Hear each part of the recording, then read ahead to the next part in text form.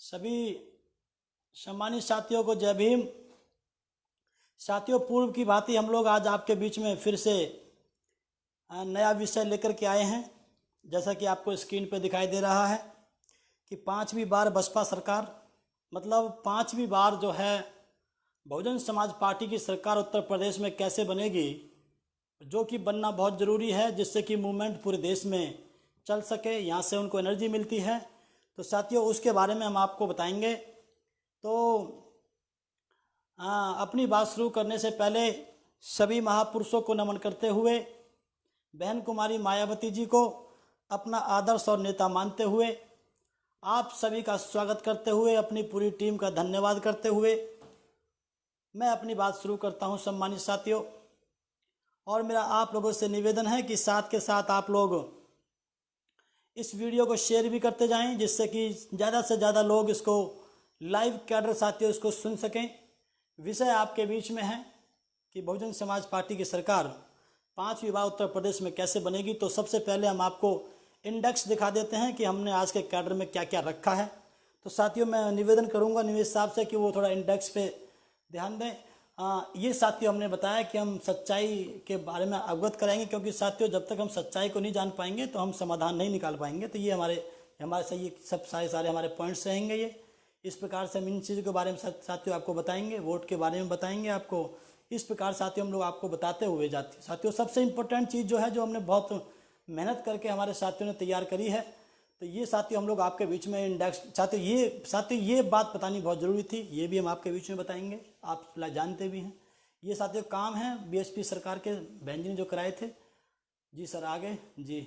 ये साथियों बताना सर बहुत इंपॉर्टेंट चीज़ है, जो यहाँ से आप लोगों को समझ में आएगी। जी सर, कि कैसे सरकार बनी है, condition number 1, condition number 2, condition number 3, और इस प्रकार से कंपैरेटिव स्टडी को हम साथियों आपके बीच में बताएंगे। और ये जो है इस तरह से हम साथियों हम लोग निष्कर्ष की तरफ हम लोग जाएंगे। बहुत जल्दी हम लोग साथियों अपनी बात समाप्त करेंगे और थोड़ा सा माहौल बना करके अपनी बात को पुष्टि देने का साथियों हम लोग काम करेंगे। सम्मानित साथियों, कोई बात नहीं, लाइट भग गई हो तो आ जाएगी। इसलिए सम्मानित साथियों, मेरा आप लोगों से निवेदन है कि ज़्यादा से ज़्यादा साथी इसको जो है शेयर भी करते रहें। सब ज़्यादा से ज़्यादा साथी इसको शेयर भी करते रहें सम्मानित साथियों, जिससे कि ये जो चीज़ है, ये लाइव कार्यक्रम जो है वो ज़्यादा से ज़्यादा लोगों तक ये पहुंच सके। शुरू होने वाला है, कोई बात नहीं हो। तो साथियों, ये हम लोग आपको बता रहे थे कि आज हमने जो कैडर जो तैयार किया है, ये बहुत ही इम्पोर्टेंट कैडर है। हमारी पूरी टीम ने इसको मिलजुल कर जो तैयार किया है सम्मानित साथियों। तो मेरा आप लोगों से फिर से निवेदन है कि आप लोग इसको जो है मतलब इसको शेयर करते जाएं सभी सम्मानित साथी। थोड़ी लाइट चली गई है, कोई बात नहीं, अभी आपके सामने स्क्रीन अभी आपके सामने आने वाली है कुछ ही सेकंड के अंदर अंदर सम्मानित साथियों। तो वापस लो, आप थोड़ा निवेश जी वहाँ से नंबर 1 पे जाओ। जी जी, बिल्कुल बिल्कुल बिल्कुल आ गया। बस बस बस हो गया, अब आ जाएगा। वापस ले, एक बार और बैक लो सर आप। हाँ, ये आपका जो है आ गया। जी साथियों, थोड़ी सी लाइट चली गई थी। तो हम लोग जो है सच्चाई से अवगत साथियों हम आपको कराना चाहते हैं, जिससे कि हमको जानकारी रहे कि किस प्रकार से, क्योंकि साथियों वर्तमान में केंद्र में और उत्तर प्रदेश में, राज्य में, दोनों में बीजेपी की सरकार है। तो हम लोग उसके बारे में थोड़ा बताएंगे, आपको सच्चाई से अवगत कराएंगे। साथियों, बहुत ही इंपॉर्टेंट पॉइंट हम लोग लेके आए हैं, बड़े यूनिक लेके आए हैं, बड़े बारीक पॉइंट हैं। थोड़े से ब्रेन में थोड़ा सा आपको थोड़ा सा जोर देना पड़ेगा। बहुत बारीक तरीके से साथियों आपको समझ में आ पाएगी। यहाँ पे आपको समझना बहुत ज़रूरी है, जहाँ से वे लोग जीतते हैं, यहाँ पर आपको साथियों समझना बहुत ज़रूरी है। भाजपा के पास समर्थक वोट कम है और विरोधी वोट ज़्यादा थे। भाजपा के पास समर्थक वोट कम और विरोधी वोट ज़्यादा थे। इस बात को साथियों आपको समझना पड़ेगा, जिससे कि आपको महसूस होगा कि किस प्रकार से ये लोग सत्ता में आते थे। यहाँ पर समझने वाली बात यह है कि भाजपा के पास भाजपा के काम का वोट नहीं था साथियों। भाजपा के पास भाजपा के काम का, भाजपा के शासन काल का विकास कार्यों के किए गए काम का समर्थक का वोट कम था, ना के बराबर था, लेकिन भाजपा के पास विरोधी वोट ज्यादा था। साथियों, ये इस देश की मानसिकता है। यहाँ पर ये बात आपको समझना बहुत जरूरी है। जो साथी कोई क्वेश्चन मार्क किसी के दिमाग में अगर आ गया हो तो मेरा उनसे आप बाहर आ जाओ, आप बाहर, क्योंकि आपका मूवमेंट है ना, आपकी आवाज़ में, ये बॉडी में आपका जो है ये इस देश की ये मानसिकता है। यहाँ पर जो है ये इस देश की प्रॉब्लम है, जिस पर जो है साथियों बीजेपी कांग्रेस जो पार्टीज हैं वो उस पर सर्वाइविंग करती हैं। इसको साथियों बहुत समझना बहुत ज़रूरी है आप लोगों को, क्योंकि विद्वानों ने कहा है कि जिस देश के सोशल स्ट्रक्चर को अगर आप समझ नहीं सकते, उस देश के आप उस देश में आप पॉलिटिक्स नहीं कर सकते हैं। तो साथियों यहाँ पर जो बीजेपी जो जीतती थी, साथियों हमने यहाँ पे थे वर्ड यूज किया है वर्ड यूज नहीं किया है। जिसके दिमाग में कोई प्रश्न निकल रहा हो उस समय, तो मेरा उनसे निवेदन है कि वो यहाँ पे आके सेटिस्फाई हो सकते हैं, क्योंकि बात तो बारीक है, कुछ ही लोग के दिमाग में प्रश्न उठेगा। हमने थे वर्ड यूज किया है। भाजपा के पास भाजपा के द्वारा किए गए कार्यों के समर्थक का वोट नहीं था, बल्कि विरोधी का वोट था। साथियों, इस देश की मानसिकता है कि अगर किसी एक समूह में से कोई एक वर्ग, किसी एक समूह में से कोई एक ग्रुप अगर उसका विकास हो जाता है, तो उसके आसपास के जो नेबरिंग जो लोग होते हैं, जो पड़ोसी जो लोग होते हैं, वो उससे नफरत करना शुरू कर देते हैं। तो साथियों उसकी वजह से जो है वो उसके विरोधी की तरफ जाना शुरू करते हैं।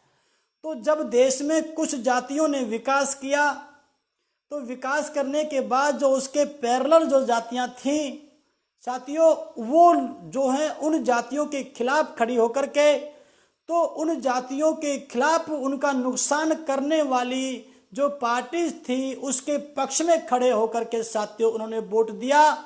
उनको इस बात से मतलब नहीं था कि ये विकास हमारा करे या नहीं करे, उनको इस बात से मतलब था कि ये जो मेरे बगल वाला जो आदमी मजबूत हो गया है, इसको कैसे डाउन करे, कौन डाउन कर सकता है। तो उसके पक्ष में सम्मानित छात्रों उन्होंने वोट डालने का काम किया। और बीजेपी ने अपने इंटरनली अपने एक्टिविटी में, अपनी कार्यशैली में ये महसूस कराया कि ये जो बगल वाली जातियां का जो विकास हुआ है, किसी समूह का, किसी ग्रुप का, किसी समाज का, इसका पतन करने का काम हम करेंगे। तो साथियों इसी आभास पर उसके जो बराबर की जो अन्य समाज के लोग थे, उन्होंने उसके विरोध में खड़े होकर के सीधा बीजेपी को वोट डालना शुरू कर दिया, ये मानते हुए कि ये इन मेरे पड़ोसी वाले लोगों का पतन करेगा। सम्मानित साथियों, मैं आपको ये बता दूं, ऐसा वोट बीजेपी के पास में 90% वोट साथियों इस प्रकार का है, जिसमें उनको विकास करने की जरूरत नहीं है। जो उसको 90% जो वोट मिलता है, जो मिला हुआ वोट में जो 90% वोट है जो उसको मिलता है, उसमें उसको विकास करने की जरूरत नहीं है, कुछ भी करने की जरूरत नहीं है। वो तो उनको ऐसे ही मिल जाता है। सिर्फ उनको ये महसूस कराना है कि जिनका विकास हुआ है हम उनका पतन करेंगे, जैसे रिजर्वेशन के ऊपर मामला हो चाहे किसी और के ऊपर साथियों मामला हो। इसलिए साथियों मैंने यहाँ पे थे वर्ड यूज किया है वर्ड यूज नहीं किया है। ऐसा इस देश की मानसिकता थी। लेकिन साथियों आपके लिए खुशी की बात यह है, जैसा हम घूमते हैं तो इस विचार में तब्दील आनी शुरू हो गई है, जो कि बीजेपी के लिए मुख्य रूप से अन्यों के साथ साथ बीजेपी के लिए बहुत ज़्यादा नुकसानदायक साबित होगा अब के आने वाले 2022 के उत्तर प्रदेश के चुनाव में, मुख्य रूप से सम्मानित साथियों। इसलिए ये बात साथियों हमने आप लोगों के बीच में रखी। इससे संबंधित कुछ पैरेलल बात हमने यहाँ पे रखी है। लोग मंदिर अथवा धर्म के नाम पर वोट नहीं देते, बल्कि यह तो एक बहाना था। हमने यहाँ पे था वर्ड यूज किया है साथियों, इसको आपको समझना पड़ेगा। ये लगभग 20-25 साल से मंदिर के ऊपर जो राजनीति बीजेपी कर रही थी, सभी जाति धर्म बिरादरियों को जो है बरगला करके तो ये जो कर रही थी इसमें आपको एक चीज और समझनी पड़ेगी, ये मंदिर बनाना इनका उद्देश्य नहीं था और ना अब ये बनेगा। इसमें भी ये कई साल तक इसमें कई राजनीति ये लोग करेंगे। ये मंदिर बनाने का काम बहुत पेंडिंग जाएगा, ये भी आप लोगों को समझना पड़ेगा। लेकिन जो वोट देते थे वो मंदिर के नाम पे वोट नहीं देते थे, धर्म के नाम पे वोट नहीं देते थे। सम्मानित साथियों, ये तो मंदिर तो एक बहाना था वोट देने का, जबकि वोट देने का कारण ये था कि अपने पड़ोस वाले समाज के खिलाफ वे लोग बीजेपी को वोट दिया करते थे कि मेरे पड़ोसी को ये नष्ट करेगा, समाप्त करेगा, पतन करेगा। उसी के चक्कर में साथियों अपना विकास वे लोग भूल करके, ये साथियों मानसिकता होती है ह्यूमन की, इसमें हमको तब्दील करनी पड़ेगी। तो मंदिर तो उनको पता थी कि इतने दिन से मंदिर मंदिर बोलते जा रहे हैं, इनको पता थी कि धर्म तो एक बहाना है इन लोगों का वोट करने का, वोट लेने का। उनको पता थी ना मंदिर की वजह थी जिन लोगों ने बीजेपी को वोट दिया। ये आपको साइकोलॉजिकल समझने की सम्मानित साथियों जरूरत है। बहुत ही इंपॉर्टेंट विषय लेकर के हम ब्रेन से संबंधित विषय लेके साथियों हम आपके बीच में पहुंचे हैं। ये मंदिर कोई वोट देने का बहाना नहीं था। वोट देने वाला आदमी इसलिए वोट नहीं देता था कि ये मंदिर बनवाएंगे, ना इसलिए वोट देता था कि ये धर्म का मामला है। इनको सबको पता थी कि ये तो इस देश में लाखों करोड़ों हैं। लेकिन सम्मानित साथियों, ये तो आपको समझना यहाँ पे ये पड़ेगा कि ये तो एक बहाना, ये तो एक उस मंदिर के नाम पर, धर्म के नाम पर ये वोट नहीं देते थे, बल्कि वे तो एक बहाना था वोट देने का। बीजेपी को वोट देने का बहाना था, लेकिन इंटेंशन ये थी जो मैंने आपको यहाँ पर बताई है सम्मानित साथियों। अब यह मानसिकता बदलती हुई नजर आ रही है, जिसको लेकर के बीजेपी चिंतित है। क्योंकि आप किसी भी समाज को, किसी भी वर्ग को, किसी भी देश को, लोगों को लंबे समय तक मूर्ख नहीं बना सकते हैं, उनको नहीं मिसगाइड कर सकते हैं। तो सम्मानित साथियों, ये आपको इस तरीके से बीजेपी कमजोर होती हुई दिखाई देगी। आपको आगे चल करके जो मानसिकता जो बदल रही है, ये साथियों ये धीरे धीरे ये बदल रही है। अब लोगों की सोच चेंज हो रही है, जिस पर वो रूल करते थे, जिसके ऊपर बेस बना करके वे लोग काम करते थे, ये केवल वो लोग जानते थे जो वोट देते थे, वो लोग जानते थे जो वोट लेते थे। लेकिन बहुत से लोगों को पता नहीं थी, वो ये सोचते थे कि शायद मंदिर के नाम पे वोट दिया जा रहा है, धर्म के नाम पे वोट दिया जा रहा है, जबकि ये तो बहाना था। वजह ये थी सम्मानित साथियों कि विरोधी वोट जो है उनके पास में पहुंचता था। जी सर, नेक्स्ट। ये साथियों देखिए, यहाँ पे हमको समझने की एक बात और साथियों सख्त जरूरत है। हमको रोजगार चाहिए, शिक्षा चाहिए, स्वास्थ्य चाहिए, विकास चाहिए, सब कुछ चाहिए आदि हमने साथियों यहाँ वर्ड यूज किया है, सब कुछ चाहिए। लेकिन साथियों इसके बावजूद भी किससे चाहिए? भाजपा से चाहिए। ये भाजपा के लोग जानते हैं, ये वही पीछे से संबंधित मेरी बात है। यह इस देश का दुर्भाग्य है। जो लोग बीजेपी को वोट देते हैं उनकी आपको इस बात को समझना पड़ेगा, मेरे उन वोटर साथियों को इस बात को समझना पड़ेगा कि साथियों भेड़ की रहनुमाई कभी कसाई नहीं कर सकता। ये बात जो है हम महापुरुषों ने कही है, शायद मैं नाम अगर नहीं भूल रहा हूँ तो छत्रपति साहू जी महाराज जी ने ये बात कही है कि भेड़ की रहनुमाई कभी कसाई नहीं कर सकता। सम्मानित साथियों, तो हम लोग को ये बहाना है कि हमको चाहिए तो सही, लेकिन इनसे चाहिए। अरे मेरे दोस्तों, जो लोग इनके खिलाफ ही काम करने के उद्देश्य को ही लेकर के राजनीति करते हैं साथियों, वो इन कामों को कैसे आपके लिए कर सकते हैं? ये बात आपको समझना होगा। ये देश का दुर्भाग्य है। लेकिन मैंने पहले कहा कि अब थोड़ी चीजें चेंज होती जा रही हैं, जिसकी वजह से साथियों वो बाहर जाएगी बीजेपी। इस देश में सच्चाई बताने वालों के विरोधी ज्यादा होते हैं साथियों। इस देश का ये दुर्भाग्य एक और रहा है, इसको भी आप लोगों को समझना है कि इस देश के अंदर साथियों जो सच्चाई बताता है उसके खिलाफ इस देश में लोग खड़े हो जाते हैं।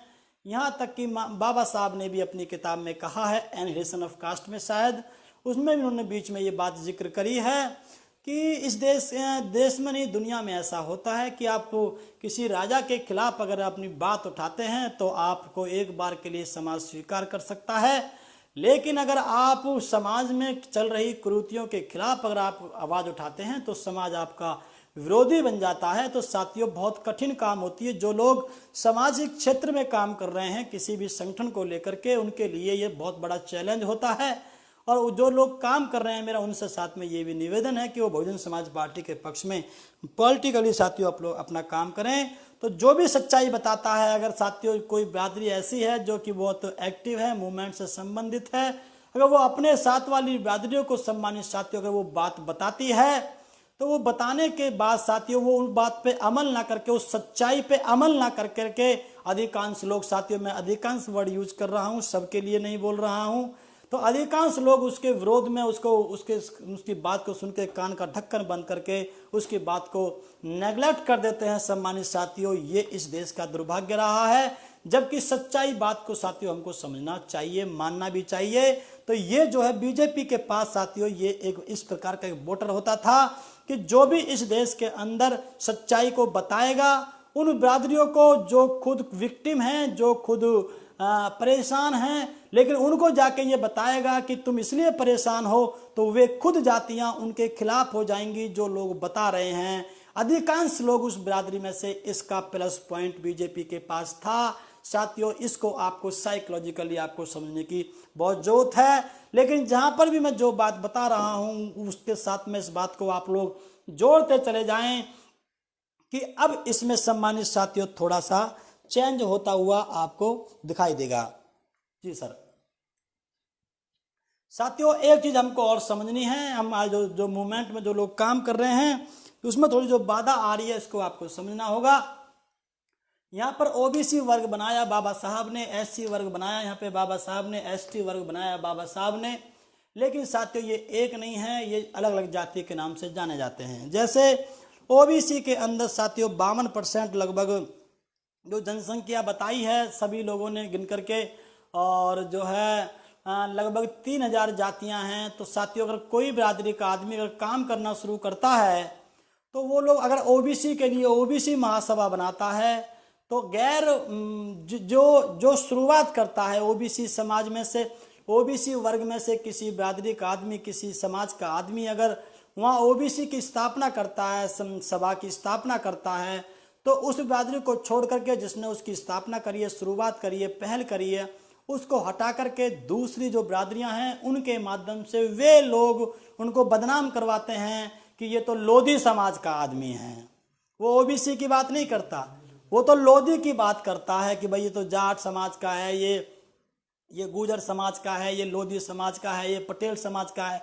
तो उनको सम्मानित साथियों ये लोग जो है बिरादरी के नाम से साथियों बदनाम करते हैं। इस बात को भी हम लोग को समझना होगा। अगर किसी ने ओबीसी महासभा बनाई है, अगर वो मूवमेंट के पक्ष में काम कर रहा है तो उसको साथियों हम लोग को समर्थन करना चाहिए, लेकिन पॉलिटिकली वो बहुजन समाज पार्टी के पक्ष में साथियों अपना समर्थन रखे। तो ये सबसे बड़ी प्रॉब्लम है। अगर एससी की हम बात करें तो एससी भी एक नहीं है, एसटी एक नहीं है, उनमें भी अलग अलग जातियों के नाम से वे लोग साथियों बदनाम करते हैं, जिसका फायदा बीजेपी कांग्रेस उठाती है। इस बात को साथियों हम लोग को समझना है।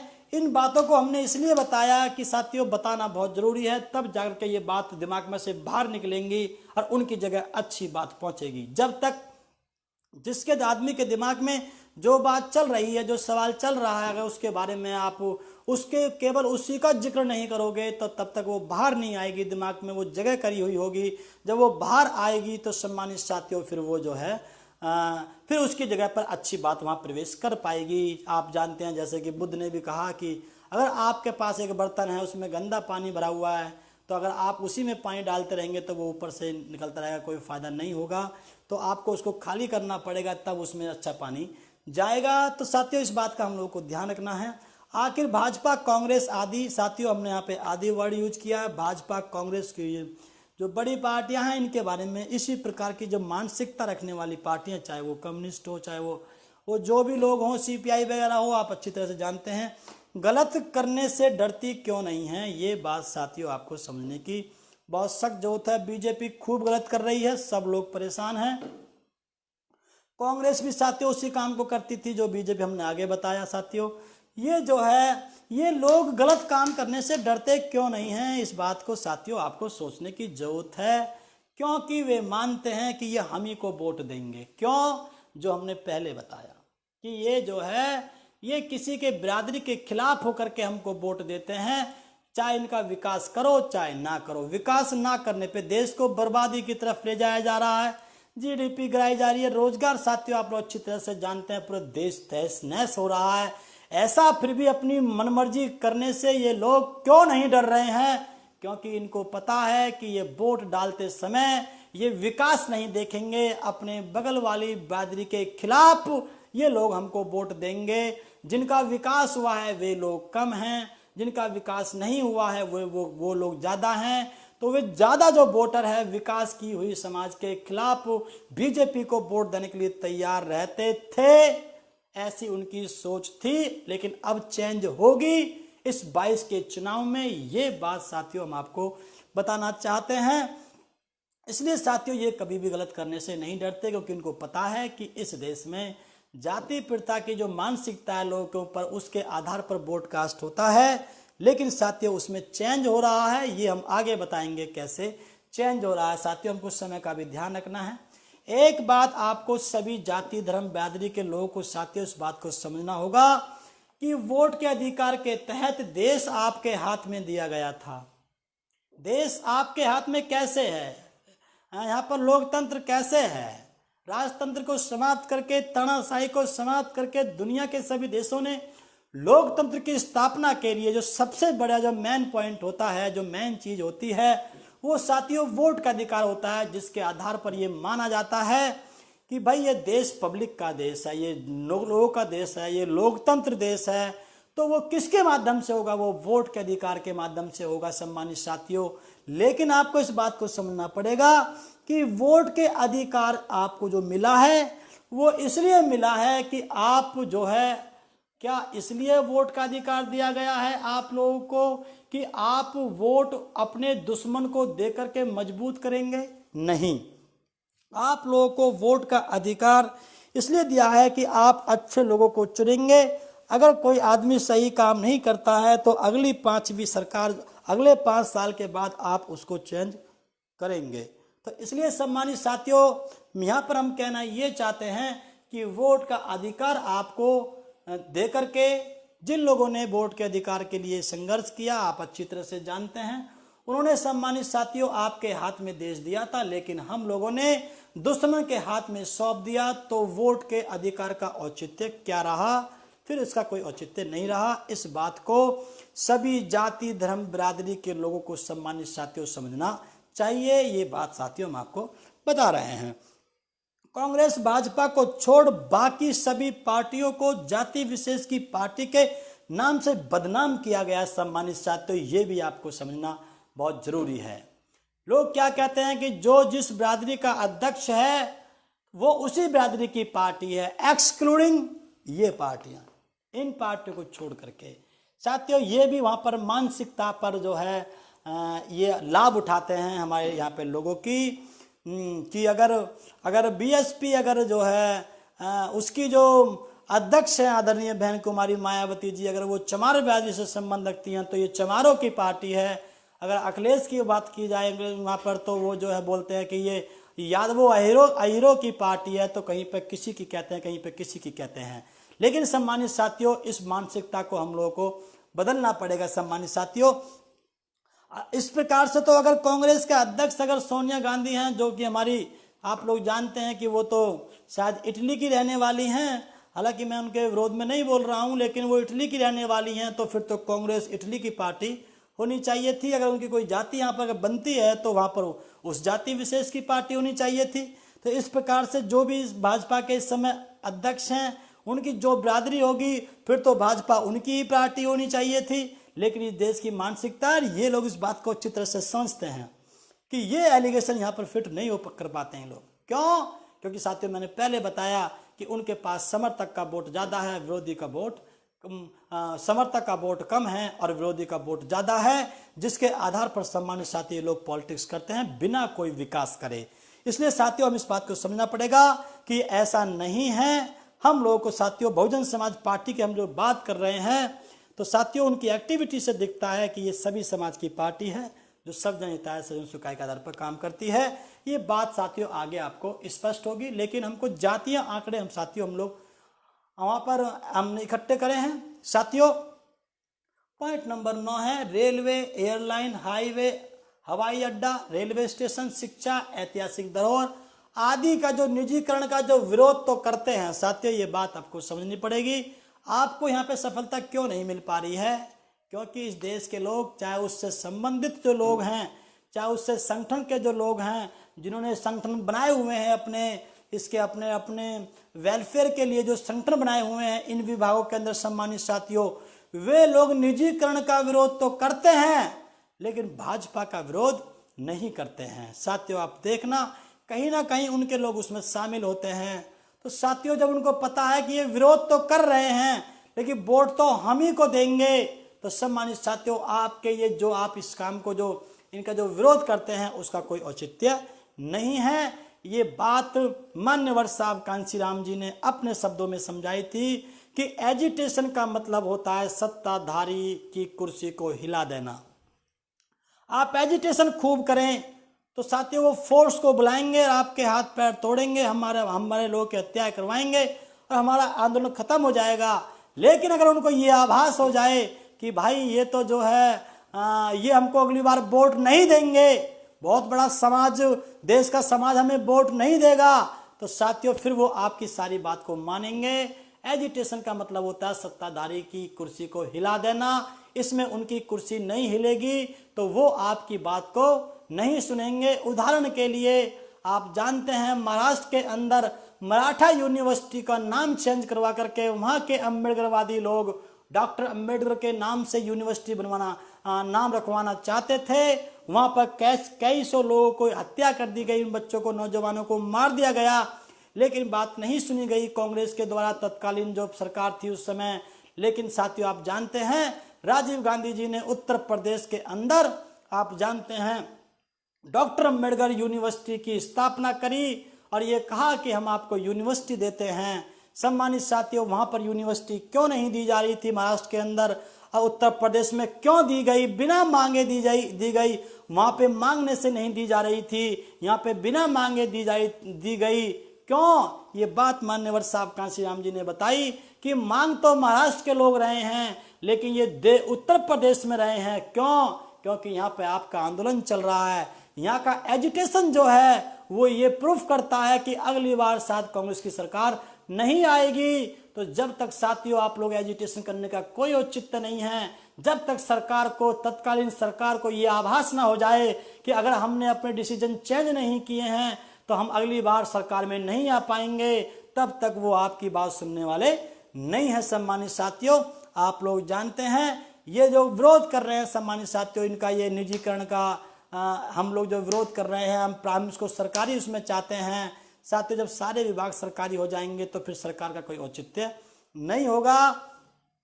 और साथियों आप जानते हैं अच्छी तरह से कि लॉकडाउन के अंदर सरकारी विभागों ने जितनी सेवा करी है, समाज की, देश की, लोगों की जो सेवा की है, सम्मानित साथियों वो जो है प्राइवेट सेक्टर में कोई सेवा नहीं करी गई है, बल्कि प्राइवेट सेक्टर के लोगों ने तो उनका मिसयूज करके खूब पैसा, उनकी मजबूरी का फायदा उठा करके खूब पैसा कमाने का काम किया है। लेकिन अगर ये देश बचा है, इस महामारी से बचा है, अगर इसको आप मानते भी हो कि ये महामारी है, तो साथियों अगर इससे देश बचा है तो इसमें सरकारी विभागों का सबसे बड़ा अहम भूमिका रही है। तो साथियों लेकिन उन्हीं को ये प्राइवेट करके साथियों ऐसा ये करना चाहते हैं, इस बात को भी आपको समझना बहुत जरूरी है। मीडिया और सरकारी संस्थानों का आदि का जो दुरुपयोग इस सरकार के द्वारा किया जा रहा है सम्मानित साथियों, इसको भी आप लोग को अच्छी तरह से जानते हैं। आज जानते हैं कि मीडिया के बारे में तो लोग क्या क्या कहते हैं। मैं मीडिया के साथियों से मैं कभी हमारा मौका पड़ा तो हम भी जाकर के पूछेंगे कि कभी क्या आपने अपने जमीर में कभी आपने सोचा है, कभी आपका जमीर कभी जिंदा होगा? आप कभी इस बात को नहीं सोचते कि रात को सोने से पहले कि अगर ये देश जो बर्बाद हो रहा है इसमें कहीं ना कहीं तुम्हारी भी बहुत बड़ी भूमिका है? तो हम भी कभी मीडिया साथी से पूछेंगे। इसलिए सम्मानित साथियों मीडिया का बहुत बड़ा रोल है इस देश को बर्बाद करने में, जिसका दुरुपयोग सम्मानित साथियों ये पार्टी, सत्ताधारी पार्टी कर रही हैं। और सम्मानित साथियों सरकारी विभागों को कैसे कर रही हैं, कैसे CID जो आपके जो CID विभाग होते हैं, जो CBI विभाग होते हैं साथियों, जो भी इनके ED वगैरह होते हैं, जिनका ये किस प्रकार से इनके हाथों में ये खेलती है, उसका दुरुपयोग किया जा रहा है। आप जैसे जानते हैं, अगर हमारे राष्ट्रपति जी जो इस समय वर्तमान में बेचारे जो गरीब हमारे जो वो हैं, उनका भी आप जानते हो कि रबर स्टैंप की तरह से किस प्रकार से उनका मामला चल रहा है। अगर देखा जाए तो उनके विभाग, उनका हम देखें उसमें कंपैरिजन करें तो उनकी भी स्थिति विचारों की बहुत दयनीय है। तो उनके समाज के जो हमारे SC समाज के जो लोग हैं वो भी धीरे धीरे इस बात को सम्मानित साथियों समझ रहे हैं। तो इनका जो दुरुपयोग हो रहा है, आप जानते हैं अस्पतालों में जैसे पार्ट्स को निकाल लेना, मैंने जो देखा है कि बॉडी में से पार्ट निकाल लेने, डॉक्टर लोग बिना सरकार की सहमति के सम्मानित साथियों ऐसा नहीं कर सकते हैं। तो ये सरकारी विभागों को भी साथियों किस प्रकार से मिसयूज कर रहे हैं अपने पक्ष में, ये आप अच्छी तरह से सम्मानित साथियों जानते हैं। साथियों, किसी अपराध पर अगर सत्ता पक्षीय लोग थाना चौकी जला देते हैं, ये आपको साथियों समझने वाली बात है, आप इसमें देख भी रहे होंगे। अगर सत्ता पक्ष के लोग, कोई क्राइम हो जाए, कोई मामला हो जाए, अगर सत्ता और कोई लफड़ा हो जाए, कोई मामला हो जाए, कोई क्राइम हो जाए, कोई हत्या हो जाए, कोई बात हो जाए, तो साथियों ये सत्ता पक्ष के लोग अगर थाना चौकी को जला देते हैं दबाव बनाने के लिए, तो उनके लिए क्या बोलते हैं कि public crime no crime, public ने ये काम किया है तो ये कोई क्राइम नहीं है। लेकिन उसी दबाव को बनाने के लिए पुलिस के पक्ष में कोई अगर छोटा मोटा दबाव बनाता है, धरना देता है या उनसे बातचीत करता है, तो सम्मानित साथियों यही सरकार के लोग जो हैं वहां पर साथियों उन गरीबों के ऊपर पुलिस बल का प्रयोग करते हैं, मिलिट्री लगा करके साथियों उनको मारने का काम करते हैं। सम्मानित साथियों, कितना बड़ा मिसयूज किया जा रहा है इस देश की पुलिस का और फोर्स का, ये भी आप लोगों को साथियों समझने की बहुत जरूरत है कि जिनको न्याय दिलाने के लिए हम जिनके पास जाते थे, कहावत है कि राजा ही अगर अन्यायी हो जाए तो फिर प्रजा कहाँ जाएगी। जब पुलिस के लोग ही उनके उसमें जो है, हालांकि बेचारे वो तो रहते ही हैं, लेकिन यहाँ पे प्रॉब्लम सरकार की है कि अगर इनके लोग अगर ये बनाते हैं, दबाव बनाते हैं, तो उनको नो क्राइम बोल करके कोई भी क्राइम नहीं किया ये कह के माफ कर दिया जाता है। लेकिन अगर गरीब लोग कोई धरना देते हैं, कोई प्रदर्शन करते हैं, कोई अगर अपनी बात को मनवाने के लिए थोड़ी बहुत उसके ऊपर जाकर के इकट्ठा होते हैं, तो साथियों उनको मार करके पीट करके गांव तक भी उनको लोगों को मारा जाता है। इतना जाकर परेशान किया जाता है सम्मानित साथियों कि वहां पर वो बेचारे लोग गांव को छोड़ के प्लान करने के लिए मजबूर हो जाते हैं। ये साथियों मिसयूज जो किया जा रहा है सरकारी संस्थाओं का, ये बात साथियों हमने यहाँ पे बताने का प्रयास किया है। जी सर, आगे साथियों मैं यहाँ पे हम लोग साथियों यहाँ पे मुख्य बात यहाँ पर ये बताना चाहते हैं कि गलती उनकी नहीं है, गलती हमारी है। गलती जो लोग हमारे शोषण कर रहे हैं, गलती उनकी नहीं है, गलती हमारी है। यहाँ पर भी बाबा साहब ने एक बात कही थी कि अपराध करने वाले से ज़्यादा गुनहगार अपराध सहने वाला होता है। तो साथियों यहीं पर कुछ पैरेलल बात हमने यहाँ पे ये कही है कि गलती उनकी नहीं है, गलती हमारी है। हम लोग बार बार उन्हीं लोगों को सत्ता में बिठाने का जो काम कर रहे थे साथियों, वो गलत कर रहे थे, जिसका फायदा कांग्रेस और भाजपा उठाती रहती है।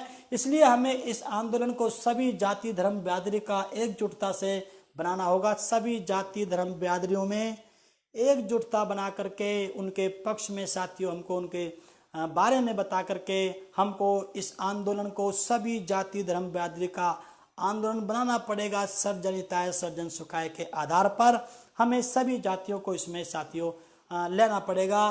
तब जाके साथियों हमारा जो है ये उद्देश्य है, उनका जो उद्देश्य है वो खत्म होगा और आप लोगों का देश के हित में फैसला जो रहेगा वो अच्छा रहेगा। किसी भी आंदोलन में वे जातियां नहीं जुड़ सकती जो स्वयं को असुरक्षित महसूस करेंगी। साथियों ये इंपॉर्टेंट बात है, मूवमेंट चलाने वाले लोगों को साथियों इस बात को समझना चाहिए। जो जाति अपने आप को असुरक्षित महसूस करेगी वो कभी भी आपके आंदोलन में सम्मानित साथियों नहीं जुड़ सकती है। आपको इस बात को समझना पड़ेगा। तो इसलिए हमें सभी समाज के लोगों को सुरक्षा देने का उपाय साथियों ये आपको समझना है कि सभी जाति के बिरादरी के लोगों को जो अगर अपने आप को असुरक्षित महसूस करते हैं तो वो आपके आंदोलन में नहीं आएंगे। अगर आपने ये कह दिया कि आप यहाँ पर सुरक्षित हैं इस आंदोलन में, तो सम्मानित साथियों उसकी शुरुआत करने के लिए, शुरुआत में सबसे अच्छा बहुत जल्दी रिलीफ देने के लिए, सम्मानित साथियों अपनी बात को समझाने के लिए सबसे अच्छा तरीका है कि हम लोग जो है उनको सत्ता के अंदर भागीदारी बराबर दें। सभी समाज के लोगों को सुरक्षा देने का उपाय एकमात्र सत्ता है, जो बहुत जल्दी आपको साथियों, बहुत जल्दी आप अपनी बात को लोगों के बीच में बता सकते हैं, जैसा बहन जी ने बताया। सम्मानित साथियों, ये बातें हम लोग आपके बीच में साथियों रखते हुए आ रहे थे। अब थोड़ी देर की बात और बची है। अधिकांश लोग परेशान तो हैं, परंतु कुछ लोग मानसिकता की वजह से बोल नहीं पा रहे हैं। सब लोग परेशान हैं बीजेपी की सरकार से, केंद्र में, उससे जहां जिसकी सरकार चल रही है उनसे वो साथियों, वो लोग परेशान तो हैं, लेकिन वो कुछ बोल नहीं पा रहे हैं। वो चाहते हैं कि बिना कुछ समस्या का बिना कुछ करे समस्या का समाधान हो जाए। हो सकता है यही लोग सुधर जाएं, तो साथियों ऐसा होने वाला नहीं है। हमारे देश के समाज के लोगों की जो मानसिकता है, जो स्थिति है, मानसिक स्थिति जो है वो इस प्रकार की बनी हुई है। एक छोटा सा उदाहरण देके साथियों मैं आपके बीच में अपनी बात को समाप्ति की तरफ लेकर के जाऊंगा। ये आप कुछ गांव के लोग जानते हैं, मैंने आप लोगों से सुना है कि कभी कभी आपने देखा होगा, एक कबूतर जब कहीं बैठा होता है, छत पर बैठा होता है या आपके चौक में बैठा होता है, तो बिल्ली की निगाह उसके ऊपर रहती है। बिल्ली कबूतर को देखती रहती है, कबूतर बिल्ली को देखता है। सम्मानित साथियों, बिल्ली उस पर अटैक करती है, और मतलब अटैक फॉर्म में वहां पर वो टकटकी लगा करके सम्मानित साथियों देखती है। तो दूसरी तरफ कबूतर भी उसको देखता है, लेकिन थोड़ी देर के बाद कबूतर अपनी आंख बंद कर लेता है। कबूतर थोड़ी देर के बाद अपनी आंख बंद कर लेता है और आंख बंद करके सोचता है कि शायद बिल्ली गई, अब बिल्ली यहाँ पर नहीं है। उसी समय साथियों जो उसकी टकटकी जो होती है बिल्ली की, वो जाती है और साथियों उसके बाद वो जा करके उस कबूतर को अपने शिकंजे में पकड़ लेती है। अगर उसको पता है कि जब ये आंख बंद जो इसने कर रखी है तभी वो दौड़ती है, तो सम्मानित साथियों को उससे पता है इसकी आंख खुली रहेंगी तो जैसे ही मैं प्रयास करूंगी इसके पास पहुंचने के, जाऊंगी, दौड़ लगाऊंगी, इतनी देर में वो उड़ जाएगा और मैं उसका कुछ नहीं कर पाऊंगी। तो वो टकटकी लगा के देखती है कि कब तक इसकी आंख बंद होती हैं, रहती हैं, और साथियों जाके वो अटैक करती है कबूतर को, वो अपना शिकार बना लेती है।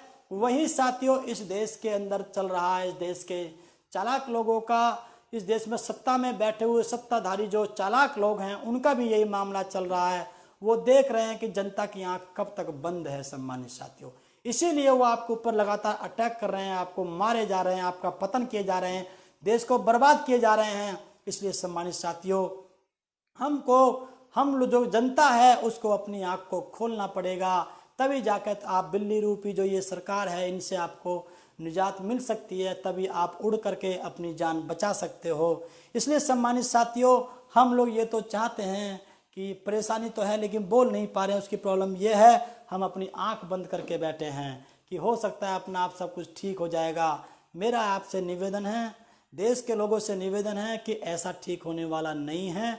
आप अगर आंख बंद करके जिस प्रकार से बैठे हुए हो इस समय देश के लोग, तो इस देश का पतन होना निश्चित है। और इस देश के पतन के पीछे वे लोग जिम्मेदार नहीं होंगे, बल्कि हम स्वयं जिम्मेदार होंगे, यहाँ का वोटर जिम्मेदार होगा। सम्मानित साथियों, जी सर, जिन समस्याओं को आप जागरूक कर मूवमेंट्स, जिन समाजों को आप जागरूक करके मूवमेंट के साथ जोड़ते हैं, वे लोग बाद में स्वयं अपनी पार्टी बना लेते हैं। उदाहरण के लिए Nishad party, Rajbhar party, Patel party, Kushwaha party आदि पार्टी जो है, समता, राष्ट्रीय समता दल और ये सब जितने भी समता दल वगैरह जो भी जितने भी चल रहे हैं, वो भी साथियों जिन लोगों को मान्यवर साहब कांसी राम जी ने राजनीति करना सिखाया था और कहा था कि तुम बाद में एक साथ मिल करके अपने समाज का विकास करने का काम करना, साथियों उन लोगों ने भी अपनी जो नई पार्टी जो बनाई है साथियों, बनाने के बाद आप जानते हैं कि वे लोग भाजपा और कांग्रेस के साथ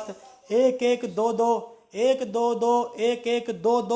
टिकट के लिए साथियों समझौता करके पूरे के पूरे अपने मूवमेंट को ध्वस्त कर लेते हैं। आपको इस बात को भी साथियों समझना होगा, सभी जाति धर्म बिरादरी के लोगों को इस बात को समझना होगा, जो 1-1-2-2 टिकट के चक्कर में अपना उद्देश्य पूरा करके अपना देश को, जो अपने समाज के लोगों को जो बेच देते हैं साथियों, उनसे भी आपको बच करके रहना पड़ेगा। एक ये दुर्भाग्य है, इसका फायदा जो साथियों सीधा बीजेपी उठा लेती है, सीधा बंच उसके हाथ में पहुंच जाता है, वोटर्स का बंच उसके हाथ में पहुंच जाता है। सम्मानित साथियों, ये बात साथियों हमने आपको बताइए। जी सर, नेक्स्ट। साथियों, इस बात को आपको समझना यहाँ बहुत जरूरी है कि जिस काम को कांग्रेस जिस काम को शुरू करती है उसे पूरा भाजपा करती है, और जिस काम को भाजपा शुरू करती है उस काम को पूरा कांग्रेस करती है। सम्मानित साथियों, कांग्रेस जो है, आपने देखा होगा इस देश में जितने काम इस समय भाजपा के द्वारा किए जा रहे हैं, ये सारे के सारे काम जो शुरुआत जो की गई थी ये कांग्रेस के द्वारा की गई थी। ये आपस में इनका मेल मिलाप है, इनका आपस में पैक्ट है, इनका इंटरनली पैक्ट है। बहुत से बच्चे डालते भी हैं, 2 पेड़ खड़े हैं, नीचे से जड़ में उसमें हाथ मिला रखा है। तो साथियों, ये अच्छी तरह से जानते हैं जितने भी काम इस समय हो रहे हैं, चाहे वो प्राइवेटाइजेशन का हो, चाहे रिजर्वेशन का मामला हो, चाहे शिक्षा को खत्म करने वाला मामला हो, चाहे बेरोजगारी का हो, चाहे गरीबी का हो, चाहे विदेश से जो मामला जो इनका चलता है, जो वहाँ से जो उनकी जो कंपनी वगैरह, जो उनकी जो फैक्ट्री वगैरह जो बताई जाती हैं उनका मामला हो, चाहे ये पूंजीपतियों को मजबूत करने वाला मामला हो। सम्मानित साथियों, ये जितने भी मामले हैं ये सब कांग्रेस के द्वारा शुरू किए गए हैं और उनको साथियों बीजेपी पूरा कर रही है। और जो काम बीजेपी कर रही थी सम्मानित साथियों, जो पहले कभी शुरू किए थे अपने पहले वाले शासनकाल में, उसी काम को आगे बढ़ा करके साथियों कांग्रेस पूरा कर रही थी। आपको इस बात को समझना पड़ेगा। देख लेना आप लोग, कभी भी मैं देश के लोगों से कहना चाहता हूं, इस बात को आप लोग कभी भी समझ लेना, देख लेना। महंगाई होती है, कोई प्रॉब्लम होती है, अगर बीजेपी की सरकार में अगर महंगाई बढ़ती है तो सम्मानित साथियों तो कांग्रेसी लोग उसका विरोध करते हैं, और अगर कांग्रेस के शासनकाल में महंगाई बढ़ती है तो बीजेपी के लोग उसका विरोध करते हैं। लेकिन अगर बीजेपी के लोग प्राइवेटाइजेशन लेकर के आते हैं या करते हैं, विभागों को बेचते हैं, उनको प्राइवेट सेक्टर में डालते हैं, कांग्रेस उसका विरोध नहीं करती। और जब इन्हीं कामों को कांग्रेस कर रही थी तो सम्मानित साथियों तो ये बीजेपी के लोग इस काम का विरोध नहीं कर रहे थे। तो क्या कर रहे थे, उसकी जगह पर प्राइवेटाइजेशन वही कर रही थी, रिजर्वेशन को वही वो खत्म करने जा रही थी। शिक्षा को मिड डे मील अप्लाई करके, बोर्ड के एग्जाम समाप्त करके, उसको साथियों टीचर को कमजोर करके, ये सारा काम करने का काम कांग्रेस कर रही थी। लेकिन बीजेपी इस काम का विरोध नहीं कर रही थी, बल्कि साथियों ये साथ में महंगाई का विरोध कर रही थी, जिससे कि कांग्रेस के द्वारा किए गए ये कार्य दब जाए। सम्मानित साथियों, जब बीजेपी ऐसा करती है तो कांग्रेस क्या कहती है, महंगाई का विरोध करती है, जिससे कि बड़े पैमाने पे ये मीडिया में दिखाते हैं कि जैसे महंगाई सबसे बड़ी प्रॉब्लम है, लेकिन उसके अंदर क्या छिपाया जाता है ये साथियों देश के लोग अब धीरे धीरे समझ रहे हैं। समझना चाहिए, वरना इस देश में अपने बच्चों को, भविष्य को खत्म करने में, नुकसान करने में आप उसके स्वयं जिम्मेदार होंगे। ये अंदर से मिले हुए लोग हैं। इस बात को साथियों हमने आप लोगों को बताया, वैसे आप लोग जानते भी होंगे। आज सभी जातियों के ऊपर अत्याचार हो रहा है साथियों, ये आप अच्छी तरह से सम्मानित साथियों जानते हैं कि सभी जातियों के ऊपर आज के डेट में अत्याचार हो रहा है। हमने आगे लिखा है, ब्राह्मण समाज तक पर अत्याचार हो रहा है। जिस शासन में ब्राह्मण समाज तक के ऊपर अत्याचार हो रहा हो, उसमें अन्य कोई समाज सुरक्षित कैसे रह सकता है। साथियों, शास्त्रों के हिसाब से भी ये बात आप लोगों को पढ़ सकते हैं दोनों प्रकार के लोग, कि ब्राह्मण के ऊपर जहां पर अत्याचार हो रहा हो तो साथियों वहां पर फिर क्या होगा, ये इतिहास अच्छी तरह से इतिहास में बहुत बार जिक्र इसका हुआ है। सम्मानित साथियों, तो जिस शासन काल में, बीजेपी के शासन काल में, जहां पर ब्राह्मण तक को जो है उसकी हत्याएं की जा रही हो, सम्मानित साथियों आप लोग देखते होंगे, इलाहाबाद का मामला हो, चाहे पूर्वांचल की और जगह का मामला हो, अभी कल परसों उन्नाव में हुआ, आप लोग साथियों सोशल मीडिया के माध्यम से जानते हो। अभी कल परसों एक बेचारा, एक मनोज दुबे, अभी जो LIC के एजेंट था बेचारा, उसको मार दिया इन लोगों ने साथियों। वो रिपोर्ट लिखवाते हुए रह गए, उनकी कोई सुनवाई नहीं हुई, तो अगले दिन, कुछ दिन के बाद पता चला कि उसकी हत्या रेलवे ट्रैक पे पड़ी हुई है। अभी मैंने देखा एक माँ को और बेटे को एक साथ जो है उसमें मार दिया। मैंने उसको पोस्ट को शेयर भी किया, आप लोग अच्छी तरह से उसको जला दिया। सम्मानित साथियों बताइए, जिस देश में ब्राह्मण समाज के ऊपर, मतलब बुद्धिजीवी वर्ग के ऊपर, जिस देश में बुद्धिजीवी वर्ग के ऊपर, ब्राह्मण समाज के ऊपर इतना बड़ा अत्याचार हो रहा हो तो उसका हश्र क्या होगा, ये आप अच्छी तरह से सम्मानित साथियों समझ सकते हैं। ब्राह्मण रुष्ट है तो समझ लीजिए और सब लोग भी रुष्ट ऑटोमेटिक होंगे सम्मानित साथियों, चाहे वो यादव समाज के लोग हों, चाहे लोधी समाज के लोग हों, चाहे किसी और बिरादरी के लोग हों।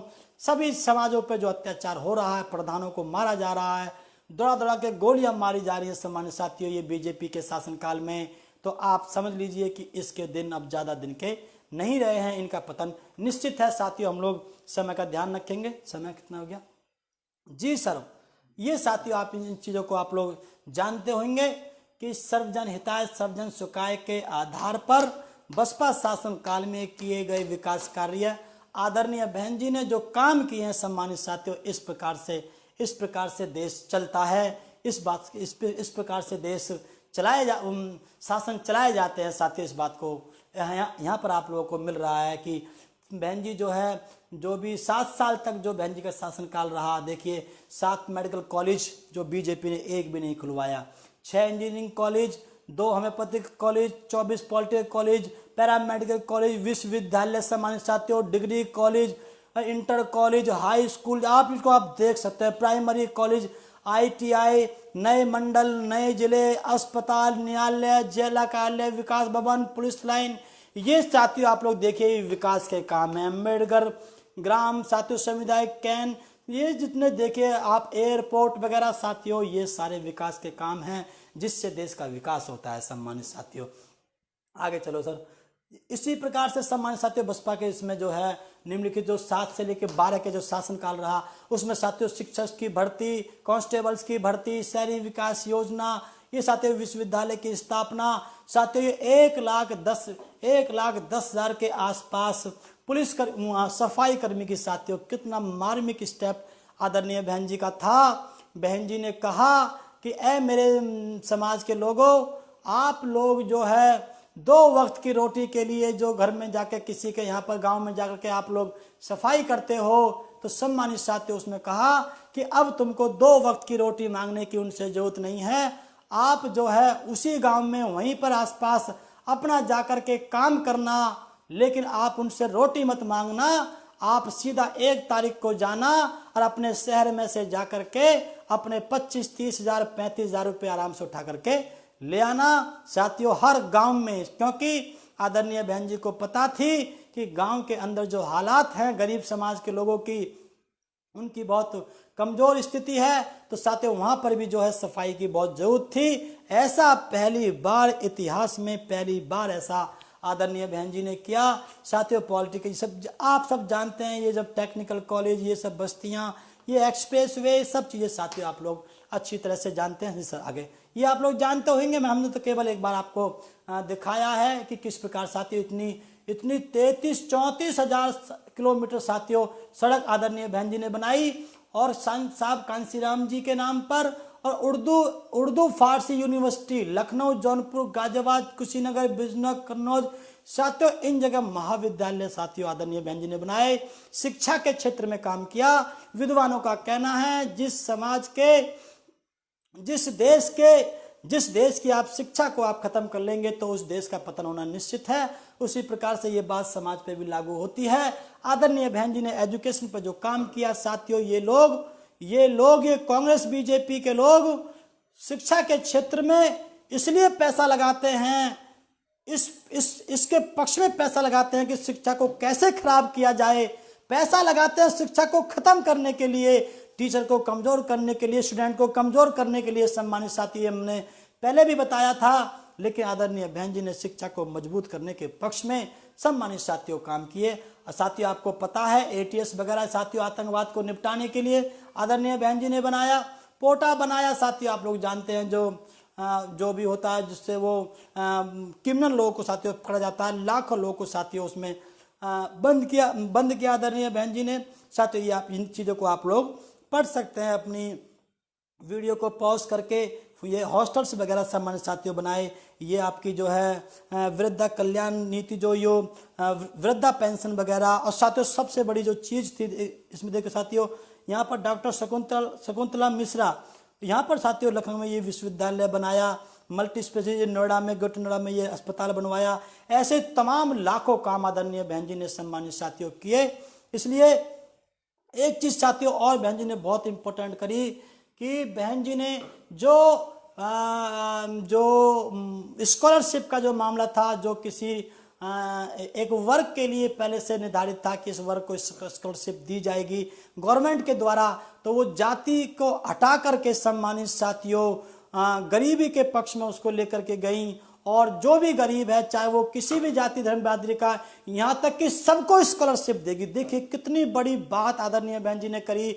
सभी समाज के स्टूडेंट्स के लिए सम्मानित साथियों, ये आपको समझना बहुत जरूरी है कि सरकारी कॉलेज में आपका नंबर आता है, सरकारी यूनिवर्सिटी में, सरकारी इंस्टीट्यूट्स में, आपका एकेडमी में अगर आपका नंबर आता है तो आप जाके वहां पढ़ाई करो, वहां पे पैसे नहीं देने हैं। और अगर आपका नंबर सरकारी इंस्टीट्यूट्स में नहीं आता है, सरकारी संस्थानों में, शिक्षण संस्थानों में, एकेडमी में नहीं आता है, तो आप प्राइवेट में जाकर के पढ़ो। उसके लिए भी कॉलेज बनवाए, जैसे कि ग्रेटर नोएडा में नॉलेज पार्क बनवाया 350 कॉलेज का।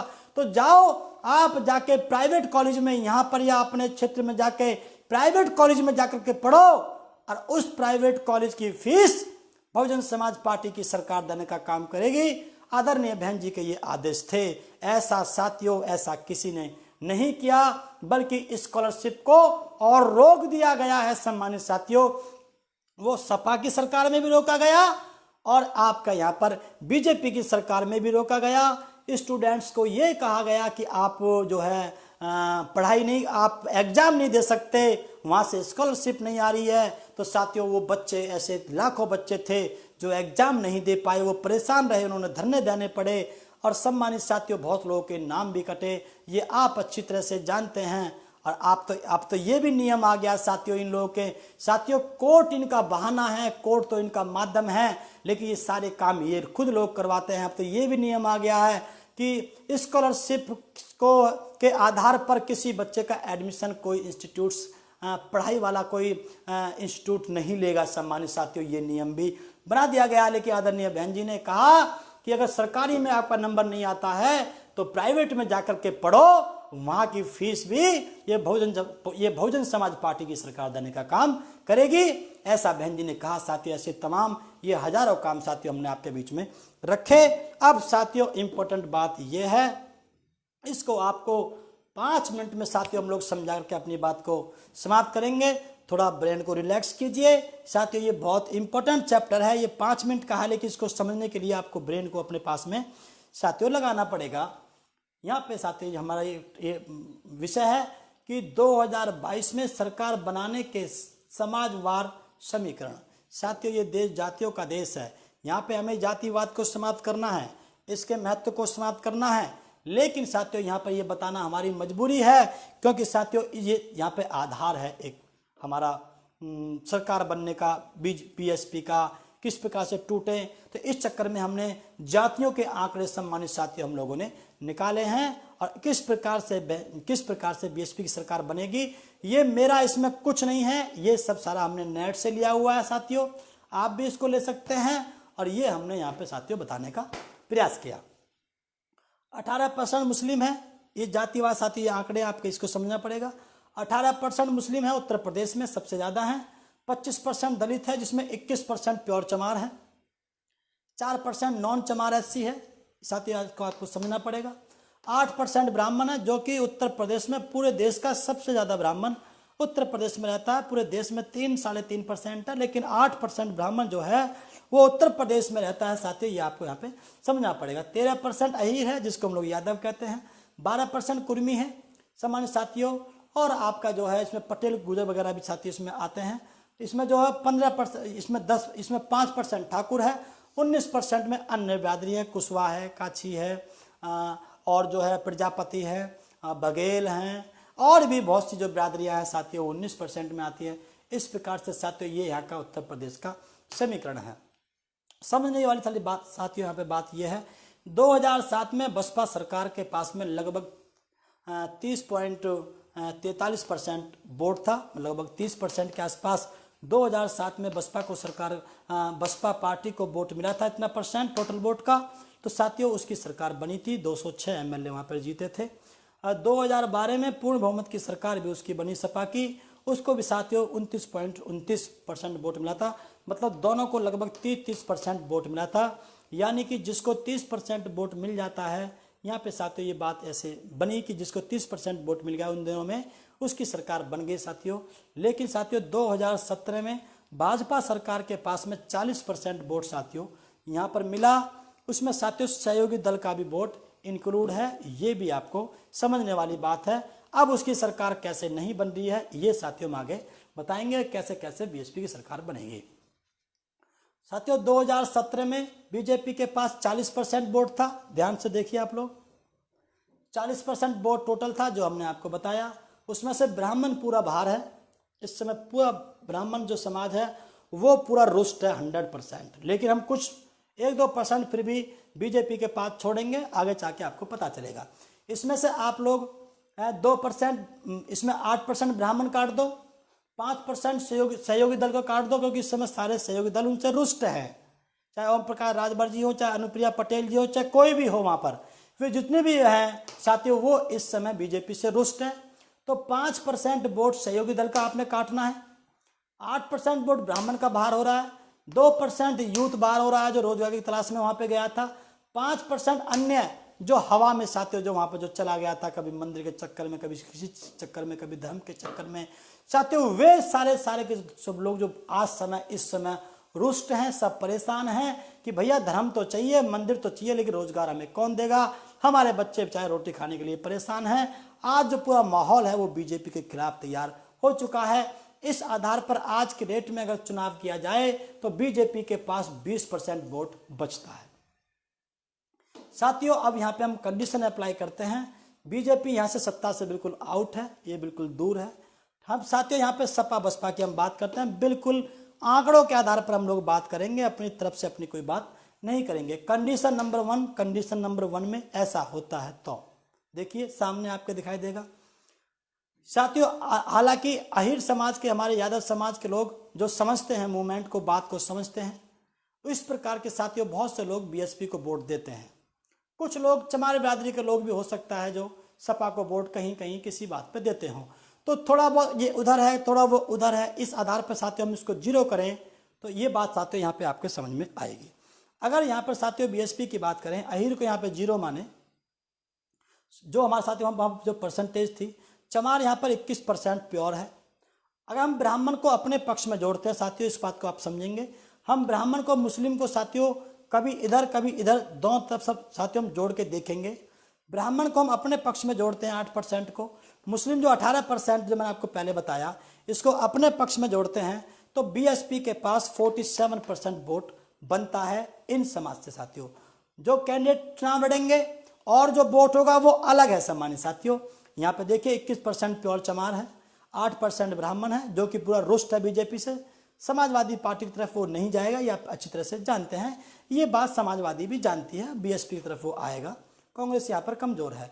मुस्लिम 18%, अगर इनको हम एक साथ जोड़ते हैं तो सम्मानित साथियों 47% हमारा यहाँ पर वोट बनता है। सपा की स्थिति आप जब देखिए 13% अहिर अगर सपा के पास में है, मैंने आपको यहाँ पे ये बातें बताई हैं, थोड़ा बहुत दोनों तरफ होता है। ब्राह्मण को हम यहाँ पर जोड़ते हैं 8%, मुस्लिम को हम यहाँ पे जोड़ते हैं 18%, तो समाजवादी पार्टी के पास में 39% वोट तैयार होता है। बीएसपी के पास 47% है यहाँ पर इस प्रकार से, और समाजवादी के पास 39% है। 8% वोट ऊपर चल रही है बीएसपी साथियों कंडीशन नंबर 1 पे। जी सर आगे कंडीशन नंबर 2, थोड़ा सा इसको देखिए आप लोग। बीएसपी के पास मान लीजिए अहिर 0 है, सपोज कीजिए, हालांकि मैंने पहले बताया कि ऐसा नहीं है। अहिर समाज के बहुत से लोग जो मूवमेंट से जुड़े हुए हैं, विचारधारा से जुड़े हुए हैं, वो बीएसपी को वोट देते हैं सम्मानित साथियों। लेकिन हम लोग फिर भी यहाँ पे अपना आंकड़ा बना रहे हैं, यहाँ पे इसको 0 मानते हैं, चमार को 21% यहाँ पे प्योर मानते हैं, ब्राह्मण यहाँ पे 8% मानते हैं, और हम लोग मुस्लिम को 2 हिस्सों में बांटते हैं। मुस्लिम समाज को कुछ बीएसपी में भी है, कुछ सपा में भी है, जो इसकी आज की डेट में स्थिति है समाज साथियों। 18% को अगर हम लोग 2 हिस्से में बांटते हैं, बीएसपी को हम कम रखते हैं, कम मुस्लिम हम लोग बीएसपी के पास रखते हैं, तो साथियों यहाँ पर इन तीनों को मिला करके 37% वोट बनता है। और यहाँ पर बीएसपी के पास 13% अहीर, 8% ब्राह्मण। साथियों हमने ब्राह्मण को नहीं बांटा, केवल मुस्लिम भाई को भी बांटा है। यहाँ पर हम 2 हिस्से में 10% हमने ज़्यादा मुस्लिम भाई यहाँ पर दिया है। इस प्रकार से यहाँ पर साथियों 31% समाजवादी पार्टी के पास बचता है। यानी कि देखा जाए तो 8% अभी भी बीएसपी आगे चल रही है यहाँ पर आंकड़ों के हिसाब से। साथियों ये आपको समझने वाली बात है, आगे और अच्छा समझ में आएगा। जी सर आगे कंडीशन नंबर 3 साथियों, वहाँ पे हमने मुस्लिम समाज में डिवाइजेशन किया था कि अगर 2 पक्ष में मुस्लिम समाज जाता है तो भी बीएसपी किस प्रकार से ऊपर है। यहाँ पर साथियों हमको ब्राह्मण के ऊपर, क्योंकि मेन जो बात है यहाँ पर ब्राह्मण समाज के ऊपर है, जो कि यहाँ पे और बड़ा प्रभाव रहता है। यहाँ पे बीएसपी के पास साथियों हमने इसको 0 माना, चमार को हमने यहाँ पे 21 माना।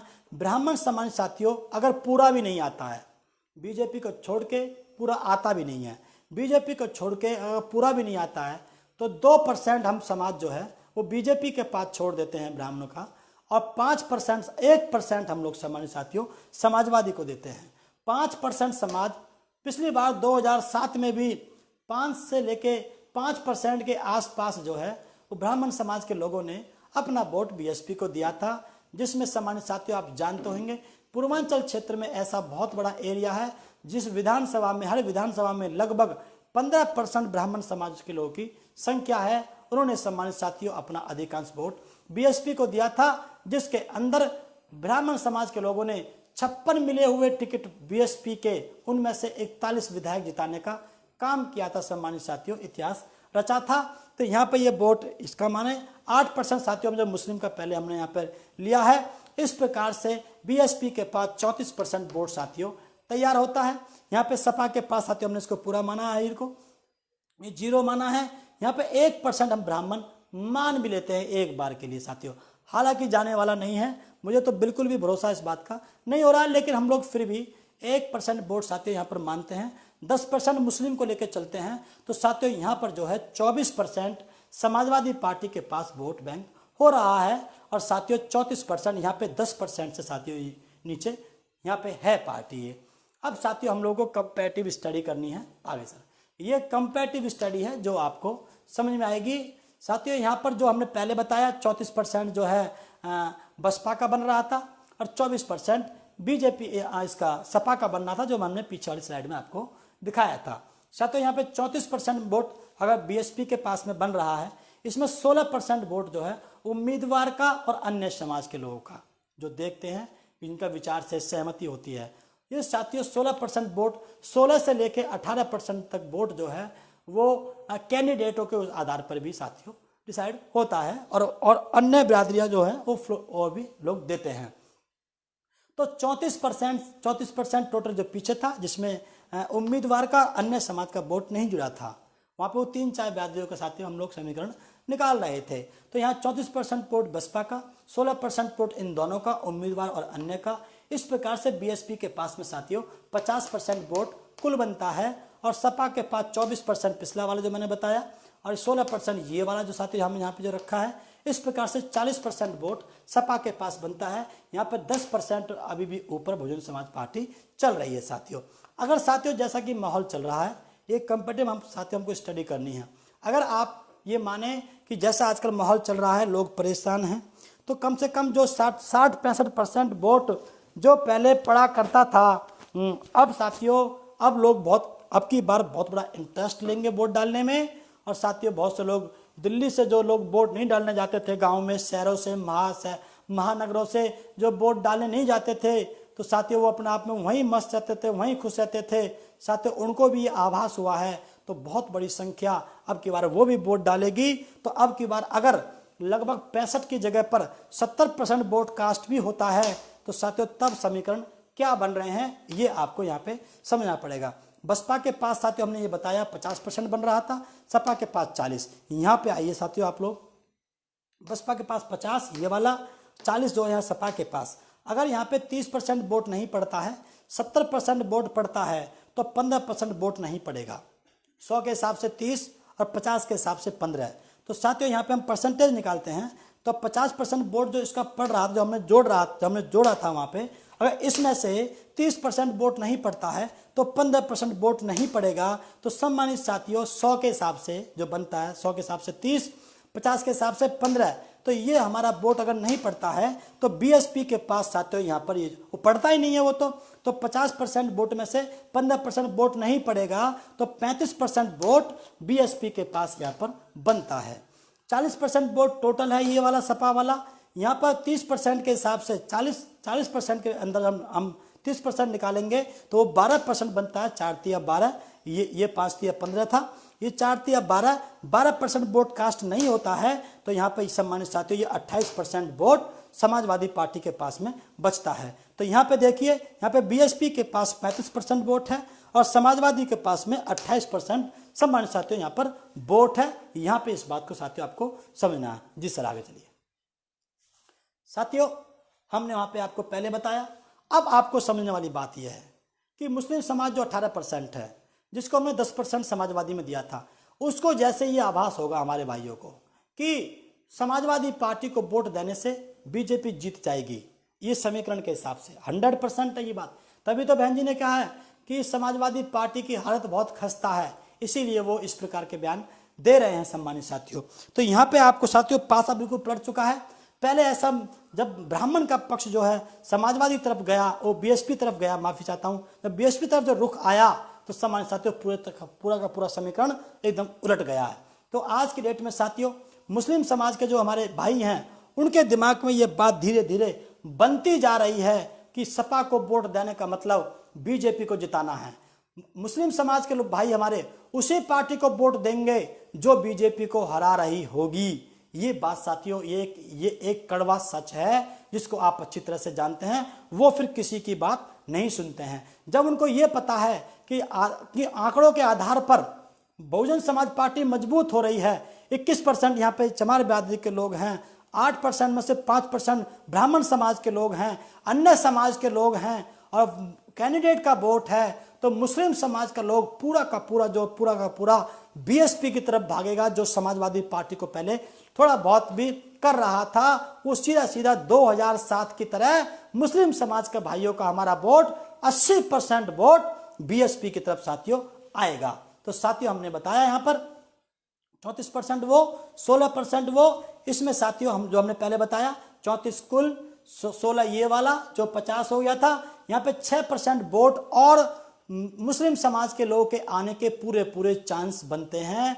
जैसे उसको पता चलेगा कि बीएसपी हरा रही है बीजेपी को और सपा को वोट दे दिया तो बीजेपी जीत जाएगी और बीएसपी की स्थिति बहुत मजबूत है सपा की अपेक्षा, तो मुस्लिम समाज को साथियों हम पूरा का पूरा जो है वो उधर आ जाएगा बीएसपी की तरफ। साथियों फिर भी हमने 4% वोट हमने फिर भी समाजवादी पार्टी के पास हम छोड़ेंगे। हमने 10% में से 6% वोट यहाँ पर लिया है, जिसके समीकरण बनेंगे तो 56% वोट बीएसपी के पास में बनता है। 56% में से 30% वोट अगर नहीं पड़ता है, जो हमने पहले यहाँ 15 लिखा था, तो साथियों इतना नहीं पड़ता है, 70% वोट पड़ता है। तो 56% में से 30% वोट ना पड़ने वाला काट करके 39.2% वोट बीएसपी के पास सामान्य साथियों यहाँ पर बचता हुआ नजर आ रहा है। साथियों ये सपा की स्थिति है। 24 यहाँ पूरा था, इसके अपेक्षा मैंने आपको बताया। 16 यहाँ दोनों का हमने साथियों हमने यहाँ पे जोड़ा, उम्मीदवार और अन्य। 6% साथियों यहाँ पे कम हुआ क्योंकि ये बीएसपी की तरफ चला गया।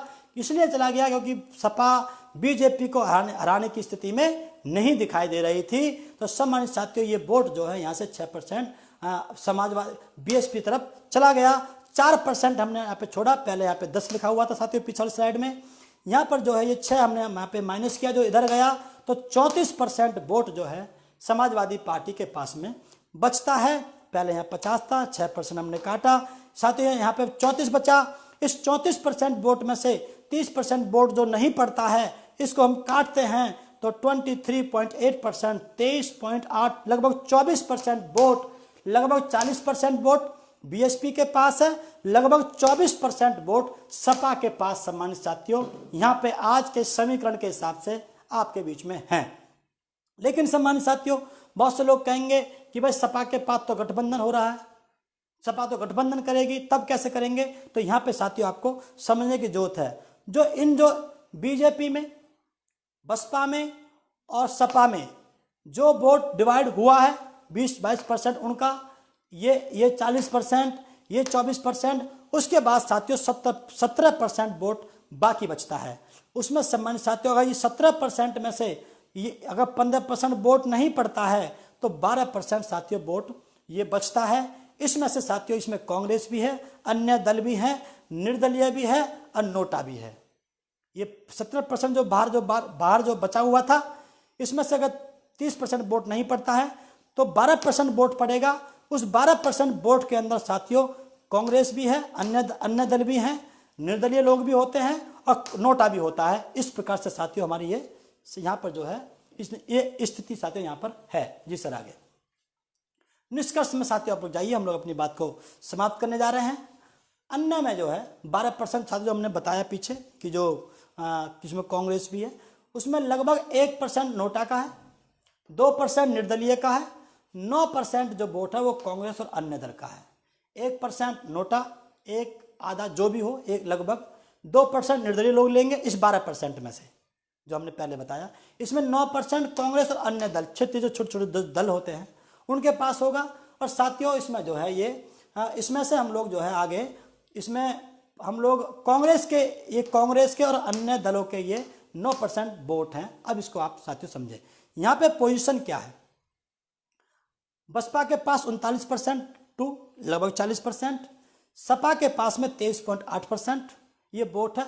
अगर ये 9% वोट ये वाला जो कहते हैं कि गठबंधन करेगी समाजवादी पार्टी, अगर ये 9% वोट इधर जोड़ दिया जाता है सपा के साथ में, जिसमें 5% कांग्रेस का और 4% अन्य दल का, जो क्षेत्र के लोग अगर गठबंधन करते हैं तो, हालांकि गठबंधन समाज बीएसपी तरफ भी हो सकता है, बहन जी उनको भी इनवाइट कर सकती हैं, लेकिन अगर उसके बावजूद जो लोग कहते हैं कि गठबंधन समाजवादी की तरफ जाएगा, अगर यहाँ पे सम्मानित साथियों यहाँ पे 5% कांग्रेस का और 4% अन्य दल का, ये 9% भी समाजवादी के साथ में अगर जोड़ दिया जाता है पहले, और जो मैंने आपको बताया, तो समाजवादी के पास में 32.8% वोट बनता है। सम्मानित साथियों ये जो साथियों जो 32.8% वोट समाजवादी के पास आफ्टर गठबंधन बनता है, और बीएसपी के पास 39.2% वोट विदाउट एनी गठबंधन, मतलब सामाजिक गठबंधन। ये जो लोग हैं ये तो एक राजनीतिक गठबंधन है, ये राजनीतिक गठबंधन है, ये पार्टियों का गठबंधन है, लेकिन बीएसपी का जो गठबंधन है वो सामाजिक गठबंधन है, जिसमें सभी जाति धर्म राज्य के लोगों को सम्मान देने के लिए आदरणीय बहन जी ने जो कहा है, उस आधार पर बीएसपी आज के डेट में लगभग 40% पर सम्मानित साथियों 39% वोट, 39.2% वोट साथियों आज की डेट में बीएसपी के पास तैयार है। इसलिए मेरा आप लोगों से साथियों से निवेदन है कि आप लोग अपना मनोबल को हाई रखें।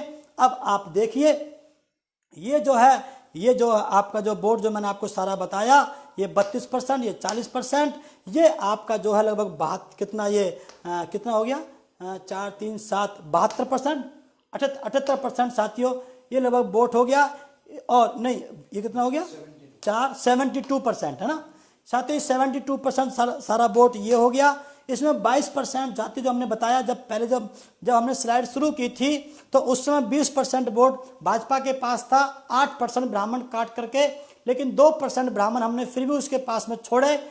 सब साथियों भाजपा के पास 22% वोट इस समय है मौजूदा। और साथियों बाकी जो इसके बाद जो बचती है, ये जो वोट जो बचते हैं साथियों, ये जो यहाँ बाकी के बाद में ये 94% के आसपास साथियों जो बनता है वो 94% ये साथियों ये सारा ये बनता है। और 6% जो है ये फ्लोटिंग वोट होता है, जो सभी पार्टियों को साथियों जाता है, जो कि इसका कोई अपना कोई सोच नहीं होती है। इस प्रकार से सम्मानित साथियों ये 100% का समीकरण हमने आपके बीच में रखा। इसमें कोई पक्षपात वाली कोई बात नहीं थी। आपने देखा होगा मैंने जाति वाइज, हम लोगों ने जाति वाइज आंकड़े बनाए हैं जिनको काट नहीं सकते। और इसमें भी कोई बात गलत नहीं हो सकती कि मुस्लिम समाज के भाई भी उसी पार्टी को वोट देंगे जो बीजेपी को हराने की स्थिति में होगी। ऐसी स्थिति भी हो सकती है कि 95% मुस्लिम समाज के भाई बहुजन समाज पार्टी को वोट दे दें 2007 की तरह। तो इस प्रकार से लगभग 333 के आसपास जो एमएलए हैं वो बहुजन समाज पार्टी के 2022 की चुनाव में बनते हुए नजर आ रहे हैं। इसलिए मेरा आप लोगों से निवेदन है, नौजवान साथियों से निवेदन है, किसी के बहकावे में ना आए। जो नई नई पार्टियां बन रही हैं उनके बहकावे में ना आए, वो कहीं ना कहीं से मैनेज्ड हैं। और मान्यवर साहब कांशीराम कहते थे कि जो सहारा देगा वो इशारा भी देगा। तो हमको किसी के सहारे के बगैर चलना होगा, हमको अपने पैरों पे खड़ा होकर के सड़क से लेकर संसद तक पहुंचना होगा। इसलिए सम्मानित साथियों, किसी के बहकावे में नौजवान साथी मुख्य रूप से ना आए। सभी जाति धर्म बिरादरी के लोग अब की बार बहुजन समाज पार्टी की सरकार बनाने जा रहे हैं। लगभग 333 एमएलए बहुजन समाज पार्टी के बनने जा रहे हैं। ये मूवमेंट पूरे देश में चलेगा। इसी मूवमेंट से ये सभी जाति धर्म बिरादरी के लोगों का आंदोलन है, देश को बचाने का आंदोलन है। इसलिए मेरा आप लोगों से मैं ये अनुरोध करते हुए कि आप तन मन धन से इस मूवमेंट को, इस पार्टी को, इस कार्यक्रम को आप लोग मजबूत करने का काम करेंगे। और मैं उम्मीद करता हूं कि आप लोग इस वीडियो को अन्य साथियों को भी सुनाएंगे, लोगों को शेयर करेंगे। तो इसी आशा और उम्मीद के साथ कि आप लोग सभी लोग इस मूवमेंट में काम करें, देश को बचाने के लिए काम करें, सभी जाति धर्म बिरादरी के लोगों को साथ लेकर के। और उनके साथ में मैं सभी से अनुरोध करता हूं, सभी जाति धर्म बिरादरी के लोगों से, कि बहुजन समाज पार्टी को आप लोग मजबूत करके इस देश को, अपने आप को, अपने बच्चों के भविष्य को, आप लोग अपने जो आपका जो इतिहास है उसको आप लोग बचाने का काम करें। ब्राह्मण समाज के लोगों को और क्षत्रिय समाज के लोग, सभी समाज के लोगों का, और ओबीसी समाज का, एससी समाज का, एसटी समाज का सबका धन्यवाद करते हुए मैं अपनी वाणी को बयान देता हूं। जय भीम, जय भारत, जय कांशीराम, जय बसपा। धन्यवाद।